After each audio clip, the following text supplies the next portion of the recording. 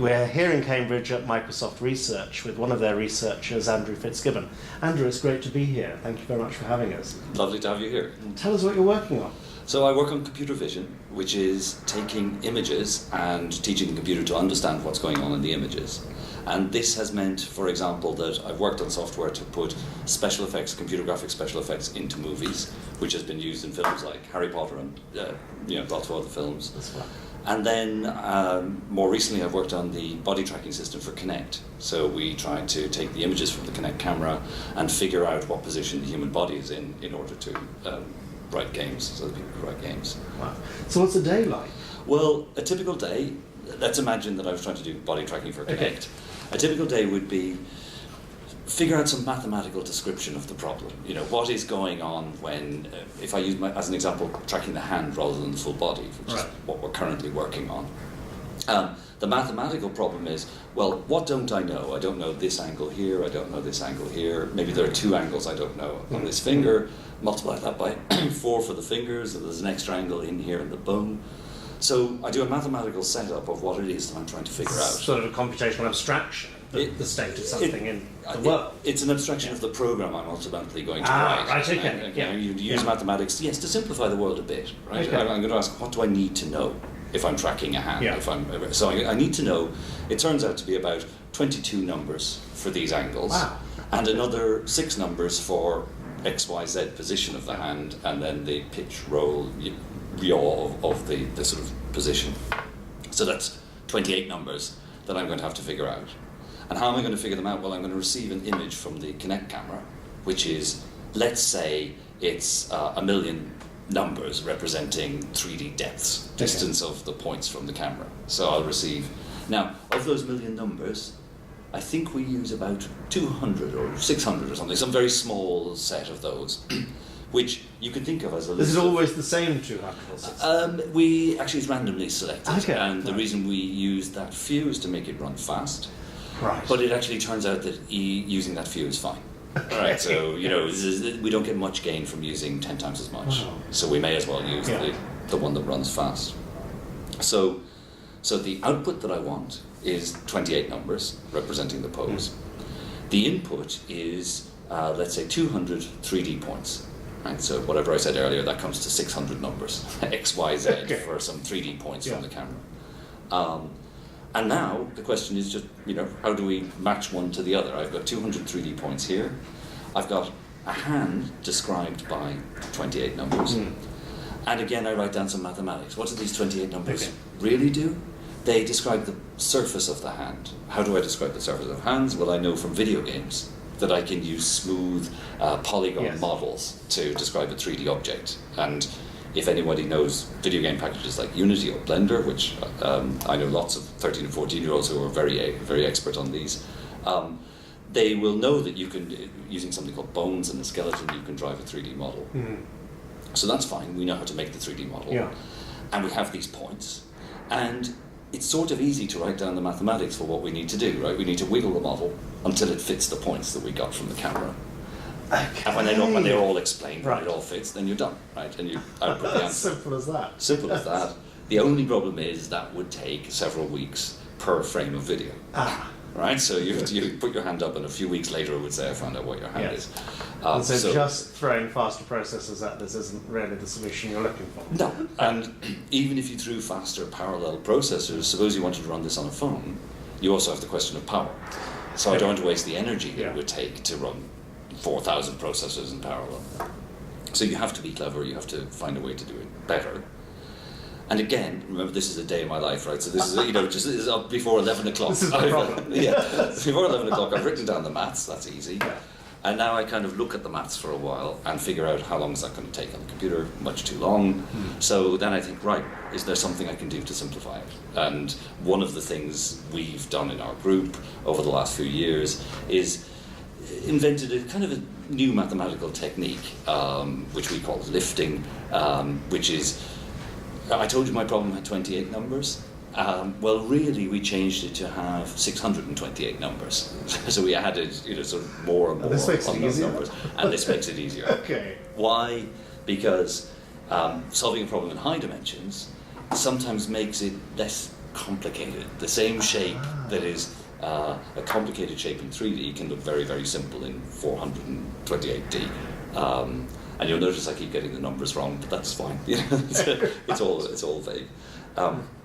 So this is a technique we've kind this is obviously this seems to be a mathematical process that you're going. This is still all maths. Yes. We looked at the problem and we thought, and what happened was there was a very difficult, not a quadratic equation, a quartic equation inside the maths. And when we were in low dimensions, we had to solve a quartic equation. So that's polynomial, with x to the 4 in it. Right. Okay. Beyond the GCSE syllabus. Indeed, but you do quadratic equations. I think in the GCSE syllabus. So so it's the next thing up, and you might think that's what you'd expect to find.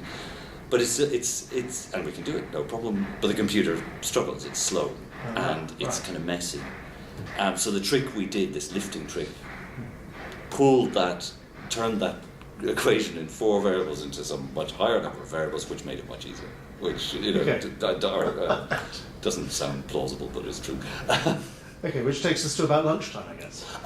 So that's lunchtime. So actually, no. Yes, so that's lunchtime. So I forgot. We did type in some code at 11 to discover that it was too slow.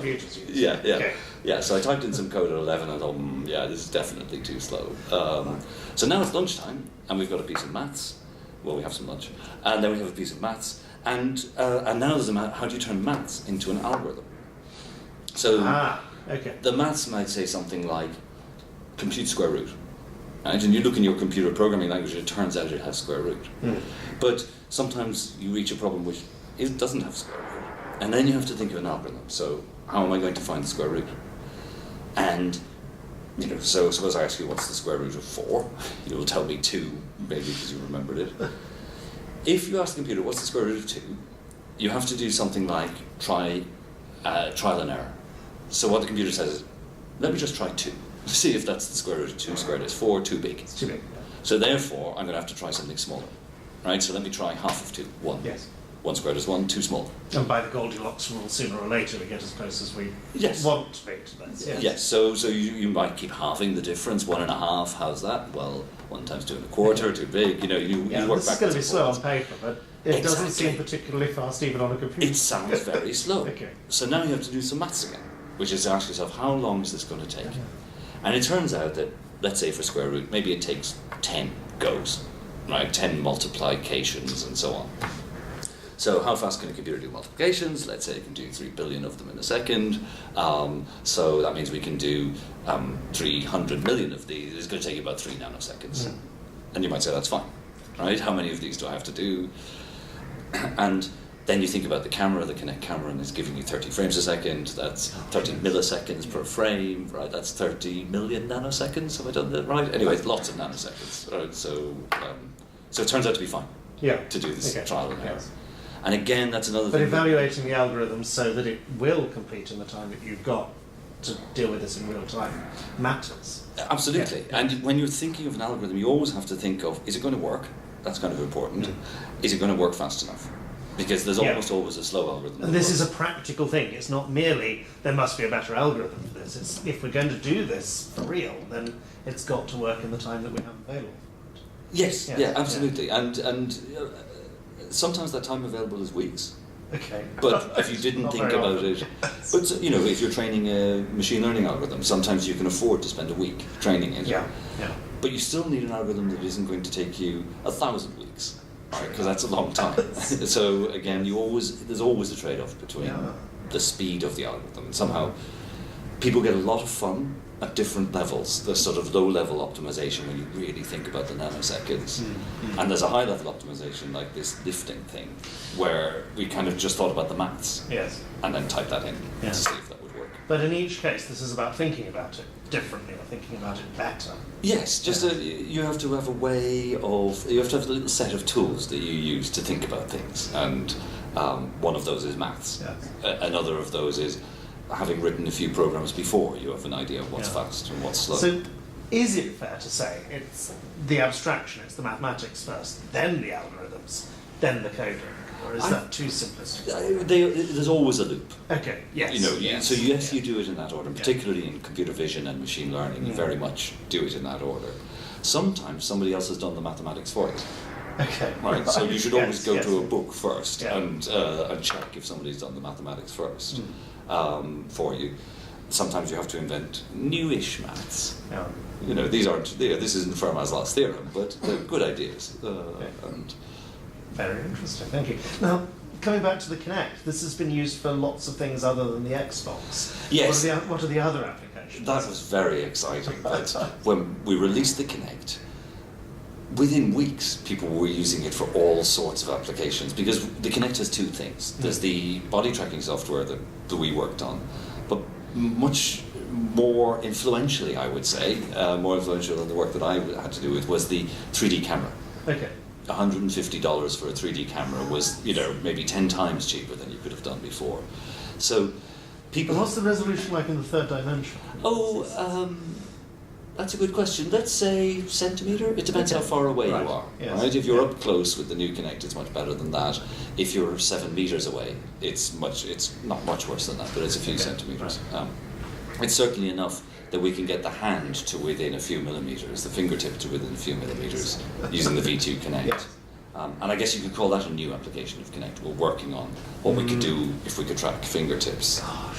Yes. One of my colleagues is looking at using the Kinect to help doctors treat patients with multiple sclerosis. Yeah. So turns out doctors are very, very good at some things and not very good at measuring 3D position. So we can bring in a camera machine which will help with that. Yes. Exactly. Yeah. So that's an application.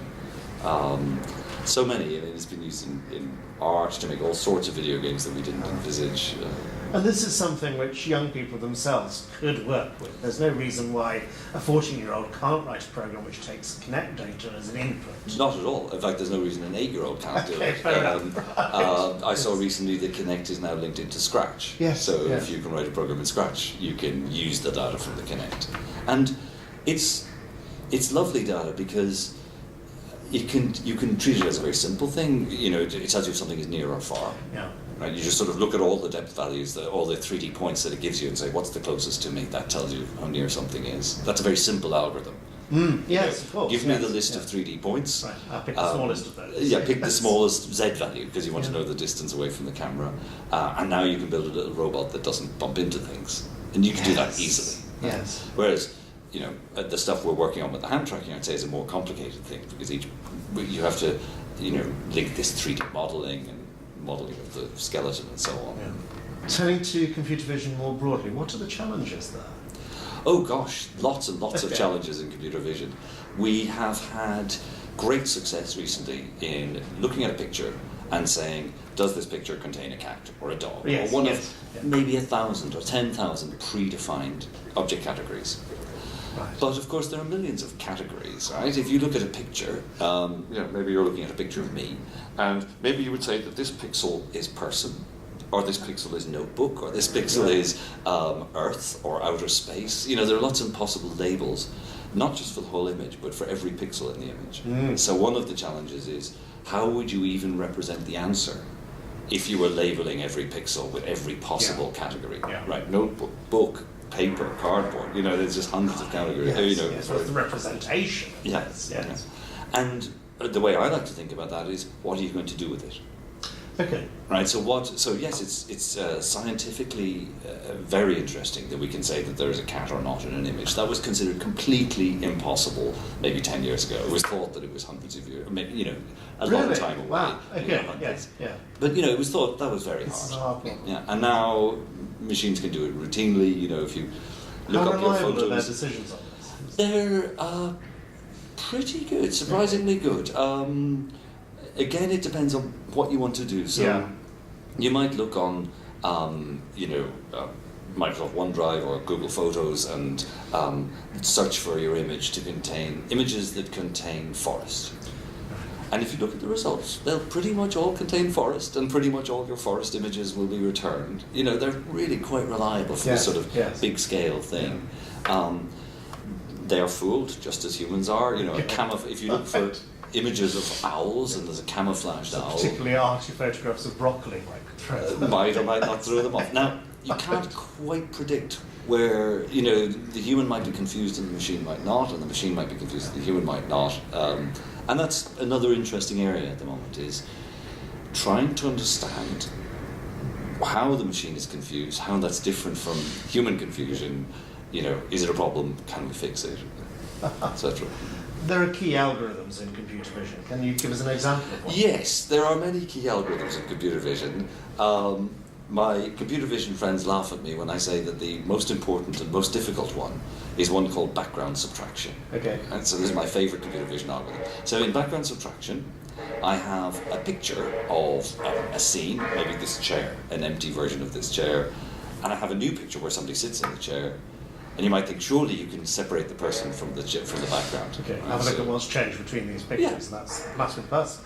Yeah, and you would subtract one from the other, right? You would think that would work.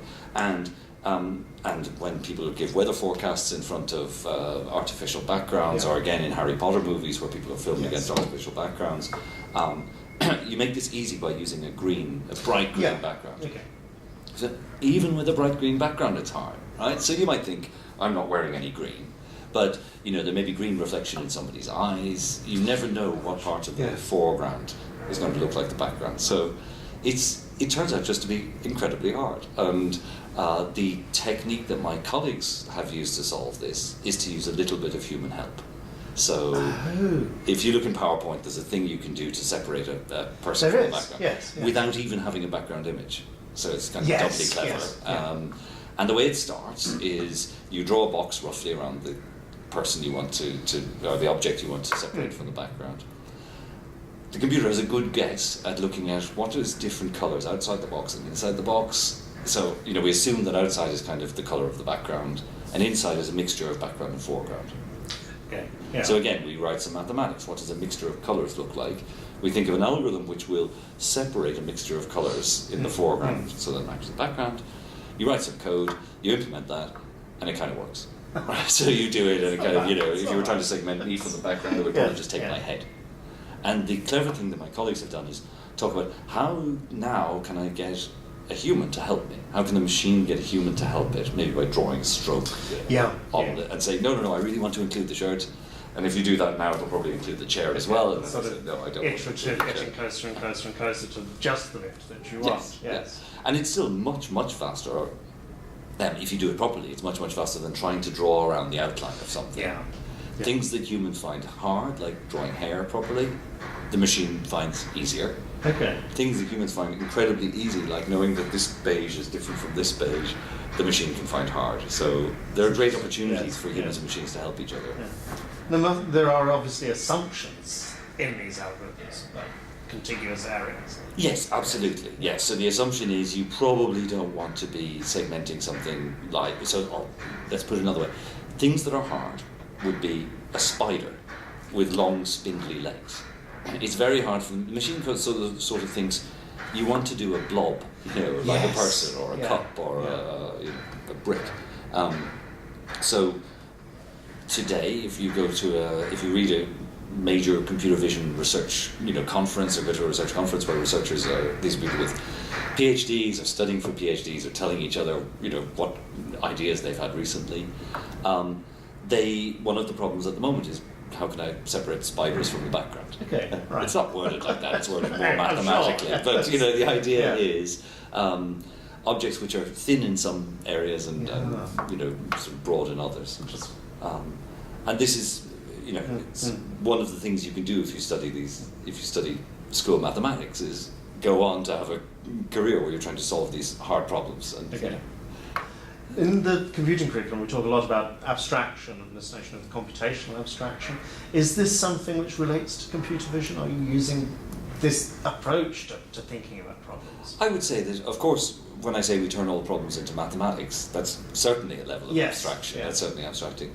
And even when we're turning mathematics into computer programs, it's quite important to understand that sometimes you're better off. So I might want to solve this problem of making the hand, adjusting the numbers in the hand. So what's going to happen in the computer? I'm now going to talk very concretely. In the computer, there are going to be some variables, let's say 28 variables, and they are going to change their values as the program runs, a bit like our estimate of the square root of 2. It's going to change as we go through the program. So these 28 numbers are going to change. And one of the things we They try to do... define the state of this particular abstraction. Yes. They define the computer's current idea of what the answer is. Okay. So in the square root of 2, there's one variable, which started at 2, 1, 1.5, 1.25, you know, and here there are 28 variables. So they define the state. You can see that as an abstraction. I've got the idea that this complicated thing about the hand is turned into 28 numbers. And there's another sort of abstraction, which is, well, I could sort of look at each of those numbers individually and fiddle them, right? That would mean like I change, you know, the first joint, change the second joint. But it turns out that since the 1940s, people in another area of computer science called numerical analysis have been thinking about the general problem of adjusting bunches of variables to reduce some objective, to make some function small. So another abstraction is to think, this looks like a nonlinear optimization problem. Yes, so this is a sort of generalization, or spotting that there's a pattern to other people who've solved very similar problems, and we can draw on their work. Yes, and sometimes those people have solved more general problems. Yes. And sometimes you might think, well, my problem is specific. Surely I'll do better by solving my specific problem rather than by going back to the 1940s where somebody solved a general problem. But you don't have that much time, right? They've been thinking about this problem for 50 years. The algorithms that the numerical analysts have today are very, very probably better than the one you will think up in your in your basement. And that's use their work. Yeah, that's a key. Yes. And then if it's not working, find out why, and suddenly you can maybe you make progress. There's some very interesting work at the moment where machine learning is interacting with algorithms in other parts of computer science, like compilers and optimization and so on. Let's talk a little more about machine learning. What are the big ideas that underpin this domain? Machine learning today has a couple of big ideas. I'd say a few big ideas. Okay. There's a lot of excitement about neural networks. Because neural networks have been shown to do stuff we previously thought was really, really very hard. Identifying cats in images, identifying hundreds and thousands of categories in images. But there remains a large, but there are a lot of other ways in which we like to use machine learning. One of the difficulties we have today with, let's say, so-called deep learning or neural networks is that they're not so good when you only have one example of the thing that you want to learn. Right. So suppose there's a new animal called an elephant, and you've never seen anything like an elephant before. Imagine we trained our machine learning algorithm only in England, only in the 15th century, so there weren't any zoos, there weren't any elephants, and the animals it could see are cats and dogs and cows and pigs, you know. Now, you want to show... good at classifying those things, but you showed something that it's never seen before.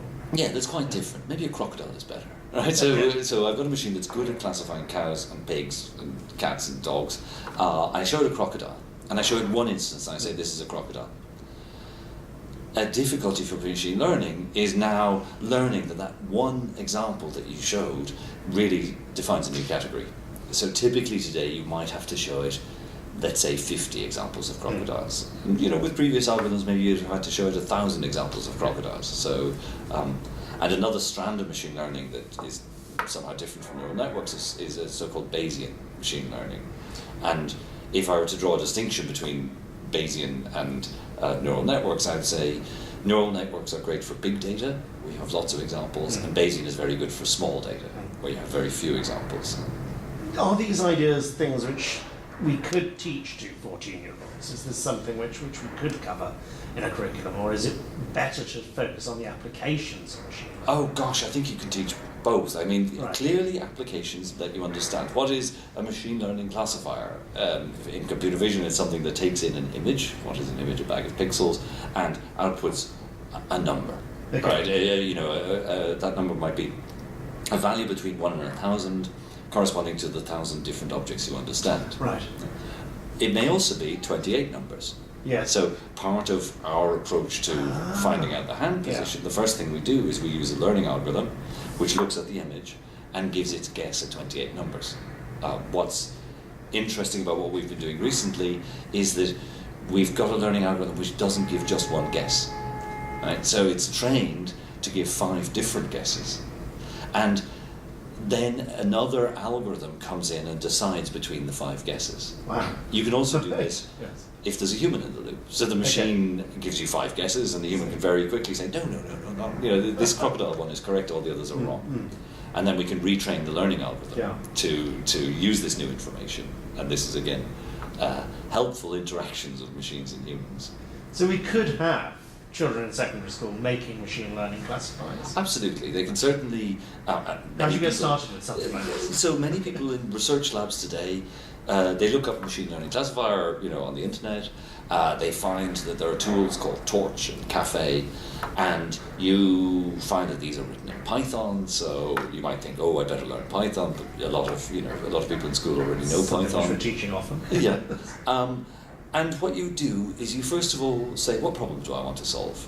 And it may be you take a standard problem. You take a set of images from the internet, you label each of them as cat, dog, cat, dog, cat, dog, and then you feed them in. So that's all a very mechanical process. And you don't really need to know how the machine learning works. You just need to know how algorithms work. Right? Okay. Algorithms take some inputs and they produce some outputs. So you can do that early on. But equally, if you're in a mathematics class, you might learn about how a line goes through 2 points. And you might be interested in that, and you might learn that there's a machine learning algorithm called regression. And you might discover that, there's a different way to do it. So cats and dogs is one thing, that's a classifier. Imagine you wanted to take stick a camera in front of in your garden and say when the grass was needed, what the height of the grass was. So there you would capture lots of images. You'd have to let your grass go for a little while, and with each image you'd associate a height, a number, and then you might think, I wonder how, what's the mathematics behind what an image looks like and what the height of the grass is. You would discover that you now need a regression algorithm, not a classifier. You could relate that back to the mathematics you've done. So what are the commonalities, what are the differences between how machines learn and how humans learn? I would say one of the things that humans are very good at is learning from just one example. Okay. So this is your crocodile. Yes, so we had examples of pigs and so learning from one example is something humans are very good at. I would say humans are better at using the knowledge they've acquired previously. Right. Now, some of this happens we today. connect new ideas to ideas we already have. Yes. The brain seems wired to do this. Yes. So our brain is quite good at distinguishing objects from the background. To go back for the background example, because they understand that heads are normally connected to bodies, and probably even if you showed a human an animal they'd never seen before, like a crocodile, they'd be able to tell you what the whole object was. Yeah. Now, of course, you might show it an animal like a dog with a white body and a black head, and maybe that would be harder. But humans are very good at using their past experience. Yes. But that's some way off for computers.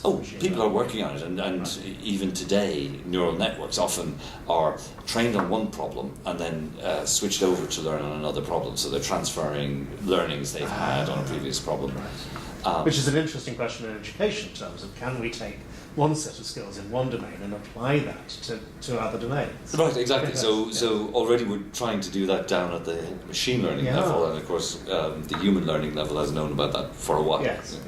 We have some sort of generic learning algorithm built in.